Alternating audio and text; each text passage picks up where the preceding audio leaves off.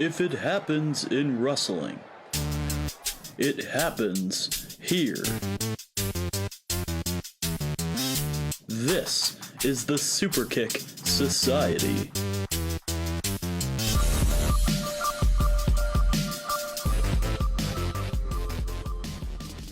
Well, welcome back to the Superkick Society. I'm your host, Cam Sterling, joined by the lovely Josh Olderman, live right after the 2026 Royal Rumble.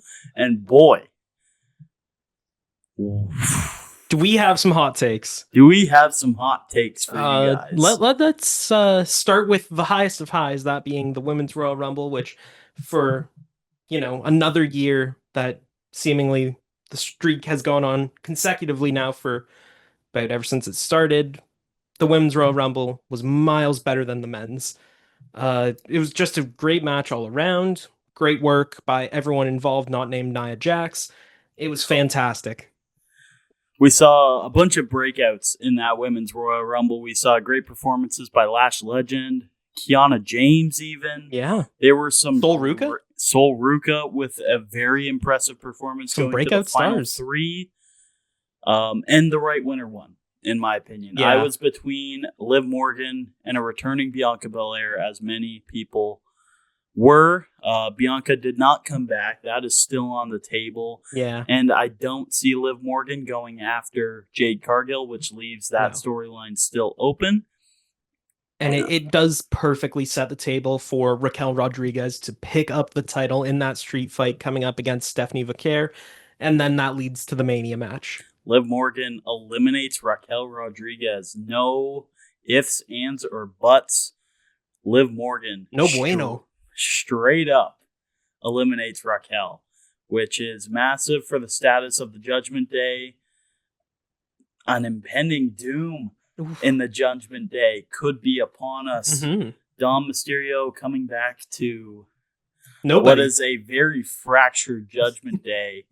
And he's still sitting on the sidelines with an injury. No Dom Mysterio coming in the Men's Royal Rumble, although we had some returns in that one as well. We'll get to that. But the Women's Royal Rumble, there were just so many spots. Yeah. So many stars. So many stars made as well, which is huge. Lash Legend, among the biggest ones. Yeah.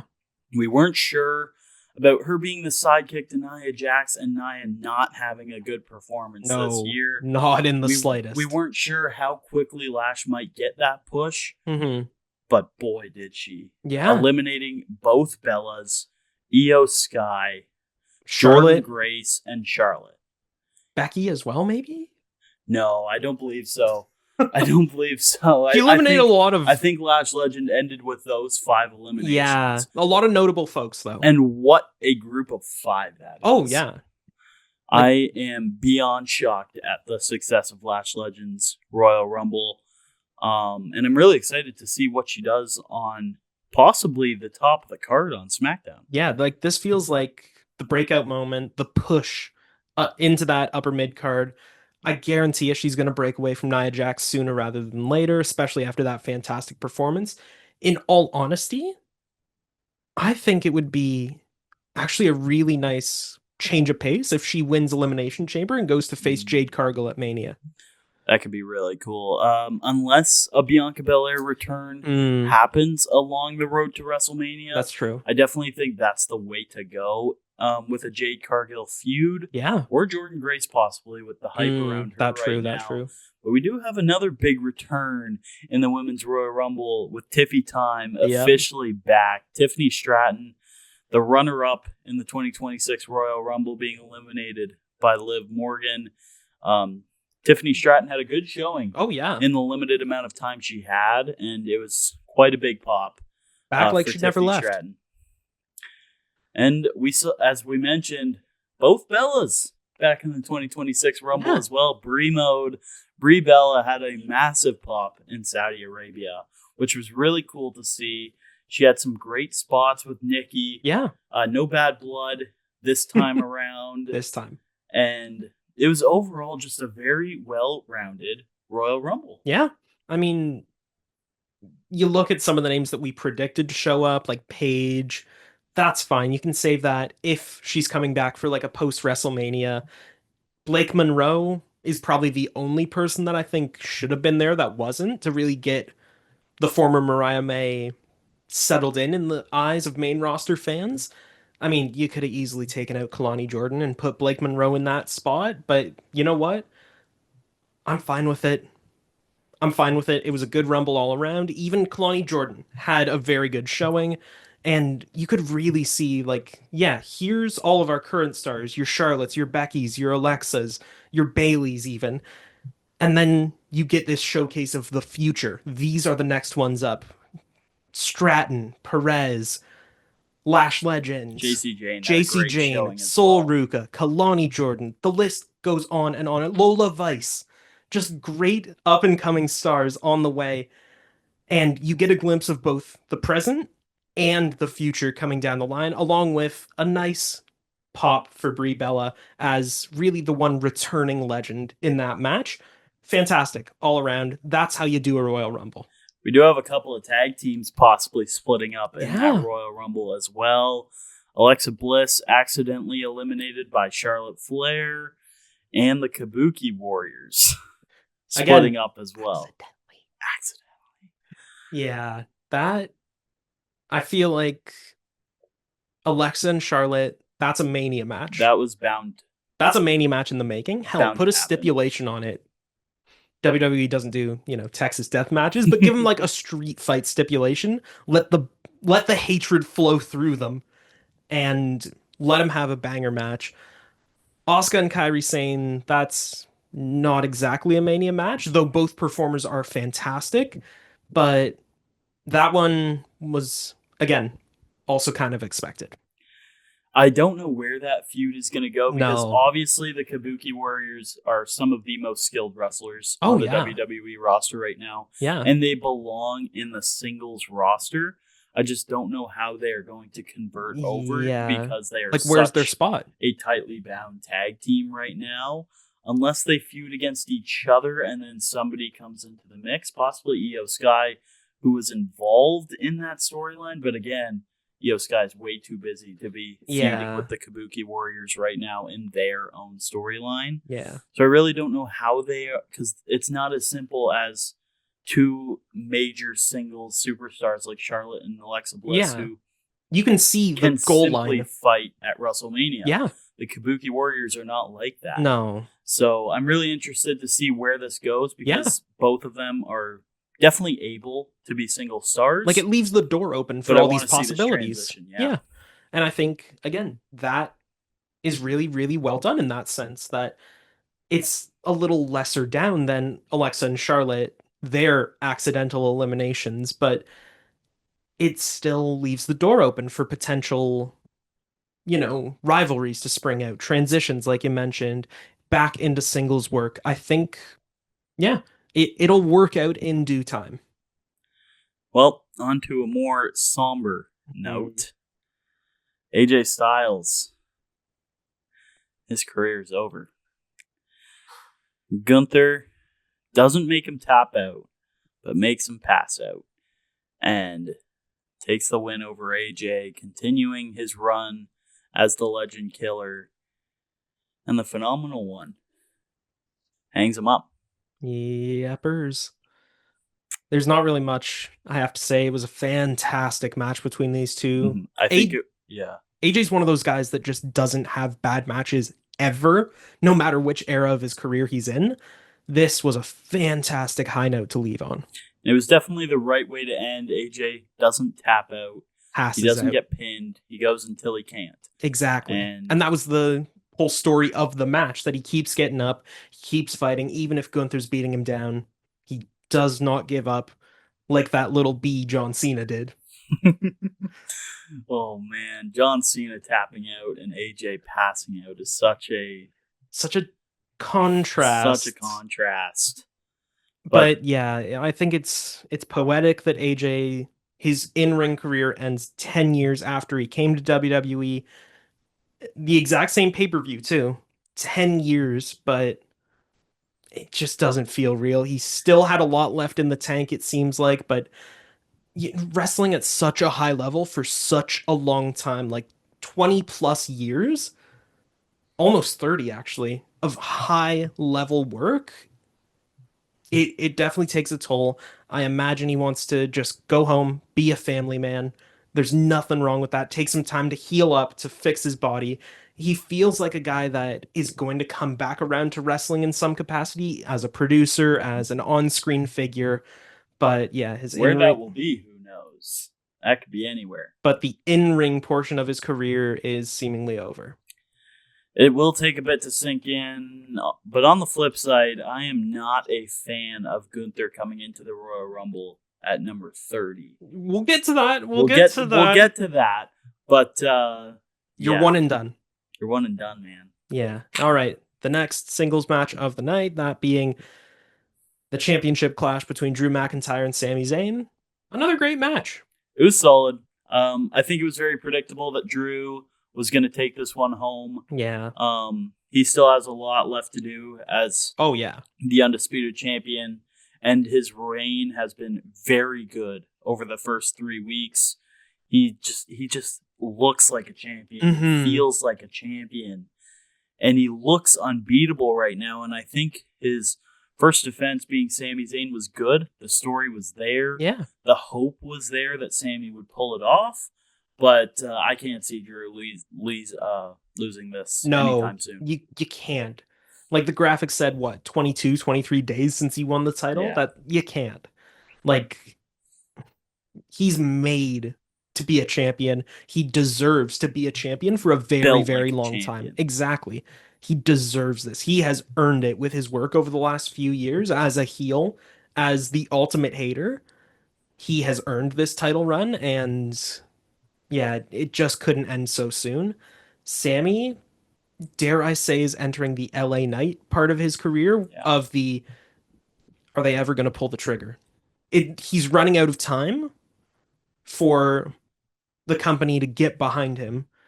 Sami, that being said, I think with WrestleMania in Saudi Arabia next year, I know I said this about him A, winning the title, or B, winning the Rumble right now for this show, but with Mania being in Saudi next year, Sami, he's got Middle Eastern roots. That would be a crowd popper. I definitely think so. I will say, though, it's never too late. They pulled the trigger on Jey Uso, 14 years into his WWE career? Something like that. So, I mean, it's never over. Sami Zayn still has a chance to get that first major title of his WWE career. Yeah. It just won't be this soon into Drew McIntyre's reign. Exactly. Because Drew's been waiting a long time for this as well. The cost not as long. Yeah. The cost of Sami winning the title outweighs, him having to wait just a little bit longer. The cost being Drew's title reign. I'm excited to see where Sami goes with the rest of this year. I think he could get end back up in the major title picture. Yeah, 100%. He's one of those guys that he'll always be. Yeah, he's one of the best workhorses in the entire WWE right now, and he just has been putting on such quality matches from a story standpoint. You always believe that Sami Zayn has a chance. And you don't find that in many wrestlers, so I can't see him leaving the top of the card anytime soon. I'm just excited to see where this Drew McIntyre storyline goes, because it could be anybody on SmackDown going after him. Genuinely, out of any and all wrestlers in wrestling history, it's Mick Foley and Sami Zayn, the ultimate underdogs. They always have a chance. They take a beating and they keep getting back up. Fantastic workers, fantastic character workers, and just crowd favorites, no matter how you slice it. I think, Sami is in rarefied air, some special company, very elite company in that regard. Well, that brings us to the final match of the night.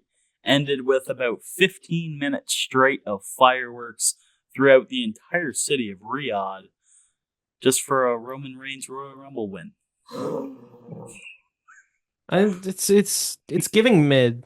It's serving who gives a shit. We may have to censor that in post. It's a family-friendly show, but it's PG-13. We're allowed one cuss word. That's true. Yeah, that's one of the Rumbles. One of the Rumbles of all time. You're telling me that Finn Balor gets denied entry on Raw because the Rumble's full, and you got goddamn La Parka? La Parka. I'm sure he's great. He put on a good show. It's not even the real La Parka. He's not the OG. Where is Finn Balor? You don't have room for Finn Balor. You don't have room for Chris Jericho. You don't have room for the real Chad Gable. You don't have room. And I can go on and on and on. But you got Mr. Iguana. Hey, we will not accept Mr. Iguana hatred on this podcast. Funniest Over wrestler. Finn Balor? You'd rather Mr. Iguana for 2 minutes than Finn Balor. If I speak, I am in big trouble. Austin Terry, are you hearing this? Austin, I'm so sorry. Austin Terry, friend of the pod and known Finn Balor lover. Yeah, that's definitely a Rumble. It wasn't all bad. There were some awesome spots. Obafemi, yes. One of the big ones. I can't remember how many. I want to say like 5 or 6. He had around that number. Started off really hot, clearing house in the first 8 entrants, I believe, until Javon Evans came in, who was the Iron Man of the Royal Rumble. Well served, too. He had some great spots. Trick Williams was great in the short time that he had, I believe. He didn't need the Royal Rumble spots as much as Javon and Oba did, since he's already had some top-of-the-card moments in his limited time on the main roster. But there were definitely some storylines to make out of in that Royal Rumble. Yeah, definitely a few of them, but let's talk about the big mystery. Who attacked Braun Breaker? Which little skinny white boy chump attacked Braun Breaker and had him get Santino tossed out of the ring in like 5 seconds? Triple H, count your days, my man. I haven't seen somebody pick a guy to win the Royal Rumble for him to be eliminated in 5 seconds. I'd be less upset if I hadn't picked Braun Breaker to win and he gets tossed out like a jobber in 5 seconds. I would be less upset. I would understand. I'd empathize. I would see where this is going. No. There's literally no storylines for Braun Breaker to follow off his Royal Rumble entrance other than to figure out who the other masked man is. What other skinny white dudes do they have on the main card? Obafemi is the one who took him out in the first 2 entrants. And then Obafemi gets eliminated by Brock about half an hour later, which is... If anything, it should have been the other way around. That will be a massive WrestleMania match if that comes to fruition. But, like, if it's not Austin Theory, what are we doing here? I have no clue. If it is Austin Theory, what are we doing here? Like, why? Is it Daniel Garcia? Doing his best Austin Theory impression, just as Austin Theory is doing his best Daniel Garcia impression. Where do we go from here? Like, who is attacking? I really don't know. I think this could be the Austin Theory push that we thought we were going to get when he was unmasked. He looks like a jobber in the vision. He is the pin guy. He's there to take the pins. He very much is. Should be so Paul I think Heyman. Him taking out Braun Breaker could shoot him even higher into the stratosphere. But I still can't see Austin Theory becoming a major title contender at all. Not like that. At all. Not at all. No matter what prompts him into that space, he will not fit. Yeah. And he is one of the best sellers. He puts on great matches. He's good on the mic. He's a good hand, but he's boring. Yep. And we mentioned this a couple weeks back that with his induction into the Vision, this is the chance. He has fumbled a Money in the Bank run. He's fumbled U.S. title runs. He fumbled a rivalry with John Cena. There is nothing good that Austin Theory has done in his career outside of being in the way in NXT. Like, that worked. That was funny. That was fun. That was enjoyable. Main roster Austin Theory is the most boring person on this planet. And then he buzzed his head, which looks even Daniel more Garcia. boring. He looks like Daniel Garcia. And yeah, comes out in the little Daniel Garcia trunks. Anyways, yeah, but like, this was their one chance to save his career. He had a shot. He had a shot. And now the streak goes both ways. They might have fired another shot with this if that masked man is actually Austin Theory. That's something. I really don't know who it could be. Again, we're looking for short, skinny white dudes that may have beards. It might be Austin Theory. It might be Daniel Garcia. Yeah. Who Like, knows? the options are slim. It's not looking good. I don't think it was Omos. Still a chance. I don't think it was. But yeah, moving on to the rest of the Rumble. Like we mentioned, Brock Lesnar eliminates Obafemi. I hope that sets up a WrestleMania match again. Otherwise, what are we doing? But yeah, now let's talk about the best part, the winner. That's not the best part. The best part was Mr. Iguana. La Yesca. The Damian Priest double choke slam. Oh, that's the other thing I forgot. Powerhouse Hobbs. Powerhouse Hobbs. Now Royce Keys. Tell me, WWE, it's okay. This is a safe space. You can say it. You're using ChatGPT to generate names, aren't you? Just like you generated all of your theme songs with that too. It's okay. It's a safe space. You can admit it now. You're using AI to generate these names. You look at NXT's roster, man. Those are some of the nastiest names I have ever seen, and not in a good way.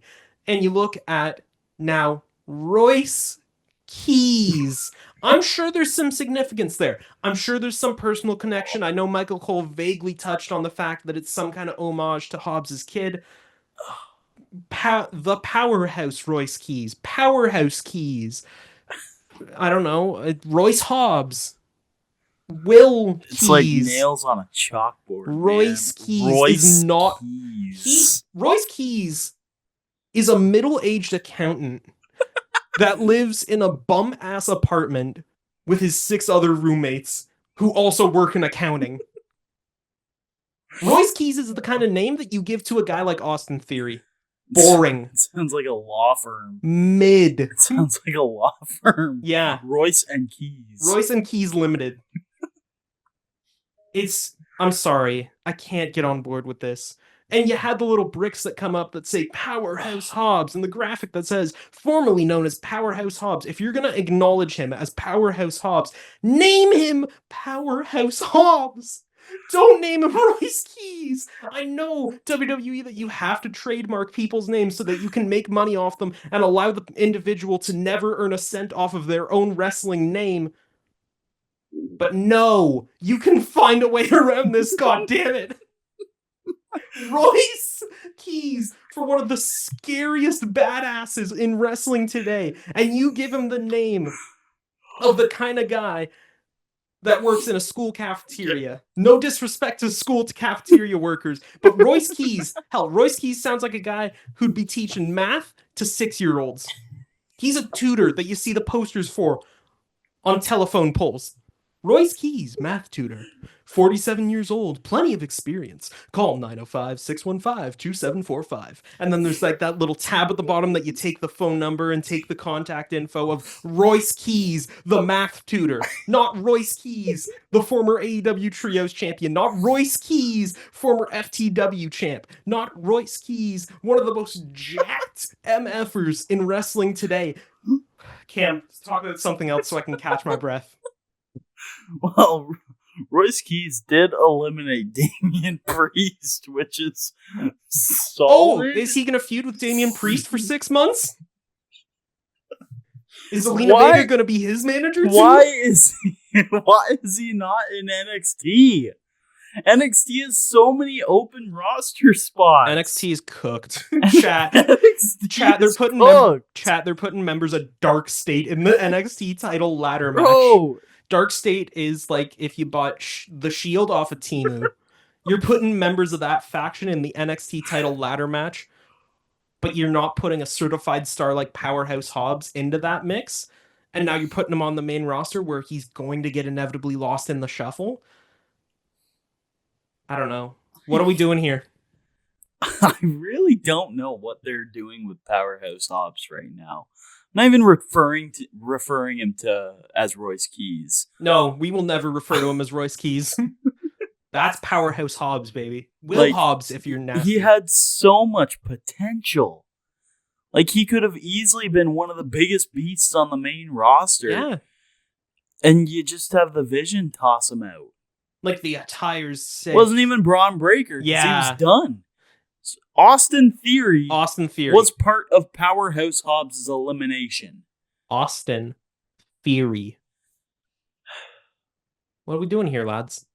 Like, again, Triple H, count your days, my man. Like, man. Tell me you're going for a legacy final without telling me you're going for a legacy final. You stick Gunther in at number 30 after he just retired AJ Styles. You got Randy Orton at 29. You got Cody Rhodes lasting 20 spots just to get Claymored out by Drew McIntyre. That's fine. I laughed at that. Because Cody shouldn't have won anyways. Codelander does not deserve a third WrestleMania win. And I said this to Cam on the couch as we're watching this Rumble. They have treated Cody like a god since he's returned to WWE.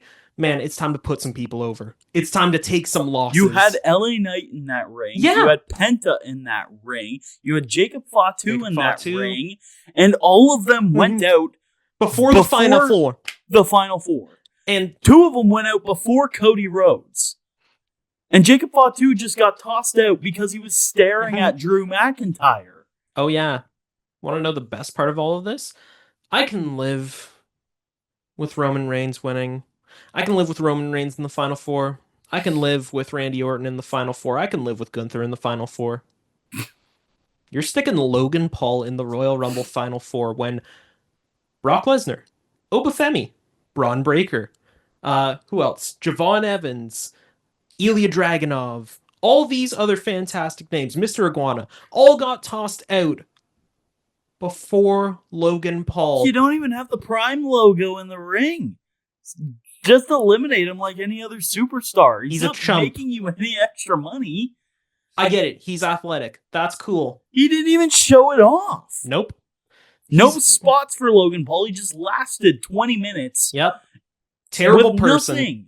Terrible charisma. Did he terrible have one in-ring elimination? presence. I think so. I don't even care. I don't remember. And then, goes for the buckshot lariat because he stole everybody's moves. His moveset is not his own because he is not a wrestler. He does not deserve to be in a wrestling ring. If you're a celebrity and you take the time to commit yourself like a Bad Bunny, like a jelly roll. A jelly roll where you take the time and commit yourself and put in a good show and, you have a half-decent past behind you. You're a half-decent human being. Then, yeah, people will get on board. Logan Paul is not one of those people. I don't care if he's athletic. Make your own moves, bro. Moves that aren't, haha, I punched you in the face. I need brass knuckles to knock you out. Oh, I'm done with this, man. Man, it was exciting with Obafemi and with Javon Evans. It was a really exciting start. It was an exciting first 20 entrants in the Royal Rumble. Yeah. But you just start piling in future Hall of Famers who are obviously going to win it because you don't put anybody over in the Royal Rumble anymore unless it's Jey Uso with the cheesiest entrance that takes an entire entrant to get in the ring. He did take quite a bit. But that's the thing. Roman winning, fine, sure. It's not a good thing, but it's by no means the worst possible outcome. It's, like I said, it's fine, I guess. You have this part-timer who wants to be a Hollywood star come back and win. He's going to make, 2-3 television appearances on the road to WrestleMania, and then F off for the rest of the time? No. And this is where the issue comes in. Roman winning is fine. I know that's it's okay. It's going to ruffle some feathers. It's going to ruffle some feathers. It's fine, but what we saw with the Women's Royal Rumble is how you do a Royal Rumble. You focus on your legacy acts just a little bit. you save a couple spots for your legends, your big time stars. You save a couple spots for that.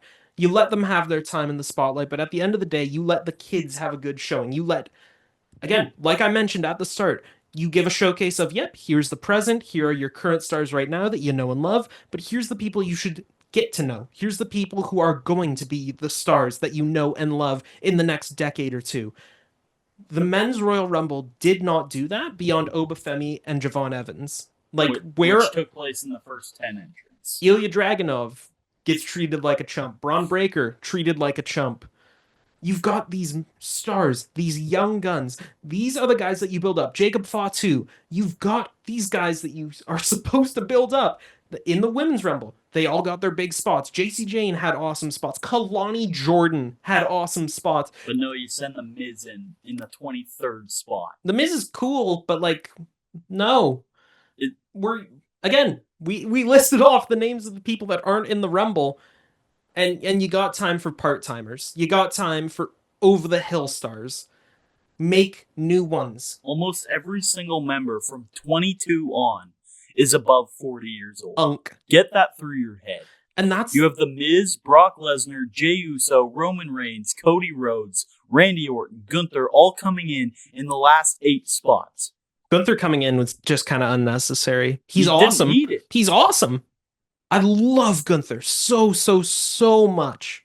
There was no reason for you to have the most dominant character in the WWE right now get eliminated. And here's the thing. Where do you go from here? Because now you've got this stigma surrounding you. You kill careers. That is all you do. That's all you'll ever do.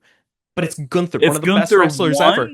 If Gunther won, it would be a little bit more sweet because he is now the guy. Okay, we're pivoting him. The guy in a championship contention now as well.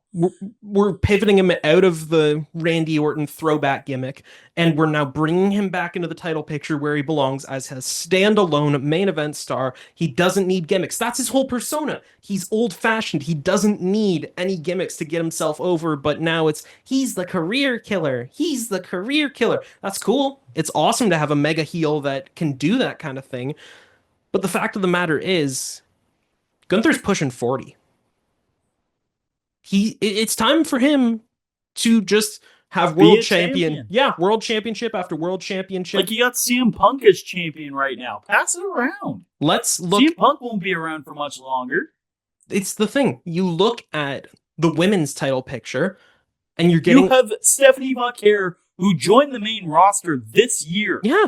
As the World Heavyweight Champion. You've got all your young guns. Jade Cargill. You've got your future stars holding titles. You've got your young guns and future stars in the title mix. And now you have your older stars rejuvenating the mid-card and the tag team card. The mid-card. Charlotte, Becky Lynch, AJ Lee, Alexa Bliss. Those are solid names of the last decade that you do not need in the top of the card anymore. They're taking the step down. Rejuvenate the bottom of the card with the names that people know and love. Yeah. And it's not that hard. And then you look at the men's world title scenes on both brands, and it's unks over 40. There is no space for young guns and future stars. And that's there still hasn't been a world champion born after 1990. Yeah. And this is ridiculous. 1990 is 36 years ago. You think.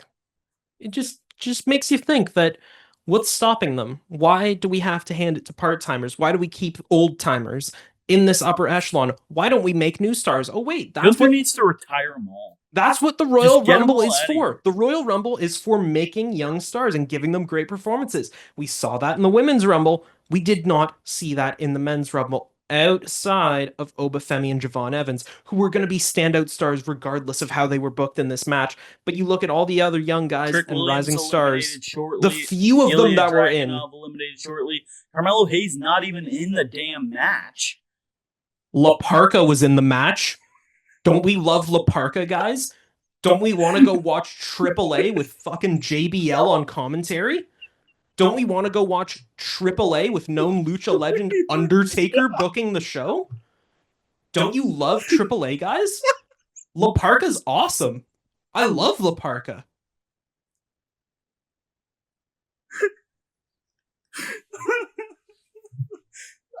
I've given up on professional wrestling. Oh, man. Consider me sports entertained. Like, Laparca was one of the only entrants left before the run of Unks. Like, you could have had so many other options. Mr. Iguana's cool. Mr. Iguana's funny. You need comedy spots in the Rumble. But let's face the facts. You can't just give every spot to old timers, and Laparca was cool. But he's not the OG, and he's a no-name. Received 0 Literally, pop. negative pop. It was silent in Saudi Arabia. Like, it's cool. We were excited because we know who Laparca is. Admittedly, I thought it was the OG Laparca. I'm like, oh my god, it's the guy with the chair from WCW. It's not, sadly. This one's a lot skinnier. Like it's a crazy entrant. Nobody had a clue. But that's not the surprise you're going for. Barely anybody knows who Laparca is in Saudi Arabia. You got to understand your audience. You could have had major stars like Finn Balor in that match who they know, who they would pop for. Yep. Even Finn Balor's over 40. 2 El Grande Americanos. Yeah, we have time for that. We have time for that. Chad Gable's big return. Chad Gable's big return is Under the Mask as original El Grande Americano. Get it, guys? Get it, guys? Because it's Chad Gable, but he's returning. But he's playing the stupid luchador gimmick. Right, guys? You get it? You get it? And now the two of them face off and they point at each other. Isn't that funny, guys? We wasted Chad Gable's return on this. Chad Gable should have been the modern Kurt Angle, but then he gets shafted like this. A lot of disappointment. But we loved the Royal Rumble all around, guys. We had a lot of fun. Don't you love pro wrestling? I will say, 2023 and 2024 was a sign of a new Paul Levesque era. The pay-per-views in those 2 years were non-stop excellence as of storylines, as of match quality. 2025 was a low blow, but it was centered around the John Cena finale tour, the John Cena retirement. That is understandable when you're revolving your entire brand around a dang near 50-year-old John Cena who hasn't consistently wrestled in 7 years. Mm-hmm. This was an opportunity for Paul Levesque to right those wrongs and start off this year with a bang. And it's just blah. It's blah. And Roman Reigns winning, sure, he'll put on a great match. Yeah. He may become a consistent member of the roster once again now that Street Fighter is coming into the theaters. But yeah, you just had so many chances. Mm-hmm. You had so many opportunities to make the next generation. To rejuvenate this next generation. And with so many stars stepping out, like John Cena last month, like AJ Styles right now, you need to push those names. Mm-hmm. You need to push them, and there's no other match that pushes superstars better than the Royal Rumble, and this was the year. Have Roman win it another time.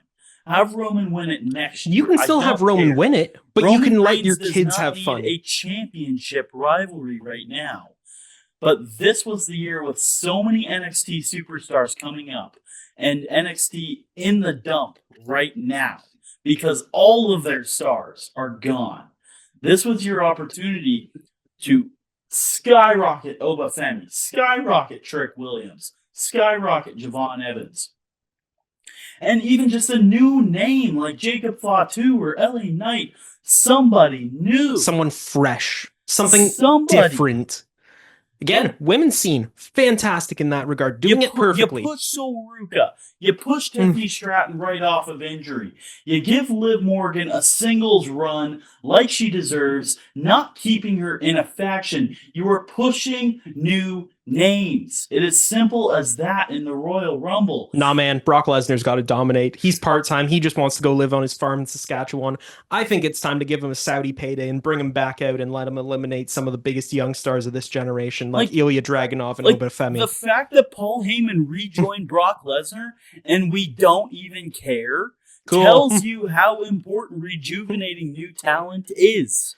And this was the match to do it, and you didn't. Nope. You had so many stars coming up in the past month. Even a Matt Cardona return. Yeah. He could have done anything, and it would be looked at as fantastic. But he gets crushed by Obafemi. Like, I'm trying to stay serious on this rant. Like, I am so underwhelmed, and this is not the time in WWE history for us to be underwhelmed. Yeah. There's just so much new blood. And you gotta use it. Yep. You can't keep running the old tracks. They're gonna retire, and you're gonna be in a blank state, and you won't know what to do like NXT is right now with Ricky Saints and no one else. No, they got that guy from Dark State in the ladder match. That's okay. We're good. We're cool. Yeah, you got the WWE Evolve champion in there. Jackson Drake. We're cool. We're cool. NXT is saved, guys. I think we need to call this here before we start sending threats to Triple H. But we gotta make it clear that this era of the Paul Levesque era is where it will steer straight or where it will steer into the gutter. This is a make or break point. We're either getting... We need a massive elimination chamber with new faces going after Drew McIntyre. Cody Rhodes and Jacob Fatu are the two names that are right in the front seat. Jacob Fatu would be a fantastic Elimination Chamber winner, and that would be a new face to go after the championship. I cannot see Roman going after Drew, so we are stuck with CM Punk versus Roman Reigns, which is another battle of unks. Who cares? Hey. What if Cody takes Drew's title away and then we get Roman and Cody again, but this time the roles are reversed? Isn't that cinema, guys? Isn't that moments? That's what we do here. That's what it's all about. Were you entertained by this? Have you been sports entertained, folks? I'm about as entertained with Cody and Roman as I am with Aleister Black and Damian Priest. No, this is no disrespect. Cody's cool. Roman is fantastic. Not like this. You gotta put these... There's a better way to go about it. You gotta put these older superstars in rivalries with themselves. You gotta take them out of the title picture. If you want to run back Roman and Cody, that's not a title feud. You don't have to. Fantastic stories just on their own. Yeah, there's no Randy need. and Cody is sitting there to be done. Mm-hmm. Like, do it. You do not need titles for that. You do not need Royal Rumble wins for that. You can just have them. Those are really awesome, eye-grabbing, attention-grabbing matches. Have a championship-less rivalry with anybody. Yep. Do it. Don't put him in the end of the Royal Rumble for him to just get eliminated by Roman without any stakes. I think it's safe to call it here. We covered a lot of bases. We ranted. We got our feelings out on the internet for everybody. This is not a podcast. This is a therapy session. This is a therapy session in an empty apartment with nobody to shame us. But we got to make it clear here. This is the breaking point for the men's division and the top of the card. You have so many opportunities. This is your point of no return. Take them. Well, with all that on the table. Thanks for watching, folks. It's been a fantastic episode of the Superkick Society. Join us next week when we'll get even more depressed by the current state of WWE and continue to celebrate all the other efforts of pro wrestling around the globe. Hopefully there's more on AEW to look forward to in next week in wrestling. NXT ladder match is on the horizon. That could be a changing of the guard. Something. Even though Ricky Saints will probably win. No, I bet you it's the bro from Dark State. We'll see. New Japan may have some stuff. We know TNA won't have crap. But until then... Nothing but hate, TNA.